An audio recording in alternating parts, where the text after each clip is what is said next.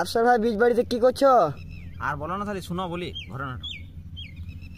তুমি মাঠ বাড়াই চাও কি? আমার কাছে ক্লিক শিখলে তো কিরকম বলো তো? ওই যে মানে তোমার জায়গা 1 কাঠা থেকে 10 কাঠা কি করে বাড়বে জানো? এই যে আল ঝুড়ি নিবে, আমি প্রতিদিন আল ঝুড়িতে একটু করি। তোমার যে জায়গায় 5 কাঠা আছে 10 কাঠা হয়ে যাবে 1 বছর দিন করো।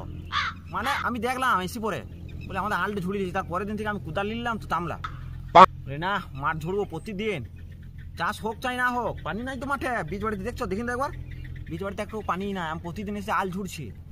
মাঠটাকে বাড়াইতে হবে তো, একটা রুম করবো। রুম কত হয়? 10 ফুট 20 ফুট করবো তো। ঠিক আছে, বীজ বাড়িতে আমি ধান চাষ করতে আসি নাই তো, কুদাল নিয়ে যাও, রুমটা বাড়িয়ে নেবো।